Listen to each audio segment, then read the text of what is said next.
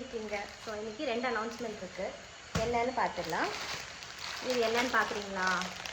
பிரியாணி பொட்டலம் மாதிரி இருக்கா? இல்லை, இது வந்து நம்மளோட வாகினி ஹெர்பல் ஹேர் டை. இது வந்து ஒரு 500 கிராம்ஸ், இது வந்து ஒரு 500 கிராம்ஸ். ஒரு ரீசெலர் வந்து இதோட 6 to 7 டைம்ஸ் வாங்கியிருப்பாங்கன்னு நினைக்கிறேன், நான் கவுண்ட் பண்ணல.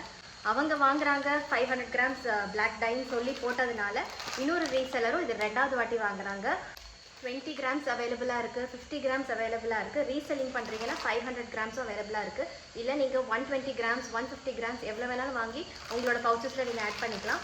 இந்த மாதிரி வந்துடும் சீல்டாக. இது ஒரு நல்ல ஏர்டைட் கண்டெய்னரில் போட்டு வச்சுக்கோங்க. நம்மளோட பிளாக் டை வந்து ஆக்சிடைஸ் ஆகாமல் இருக்கிறதுக்கு நீங்கள் நல்லா டைட்டாக ஸ்டோர் பண்ணணும். ஏன் ஆக்சிடைஸ் ஆகுதுன்னா அதில் அவுரிங்கிற ஒரு கிரிமினல் கேடி இருக்குது. அதுதான் பியூட்டிஃபுல்லான உங்களுக்கு பிளாக் கலர் கொடுக்கும், அதாவது இண்டிகோ பவுடர்.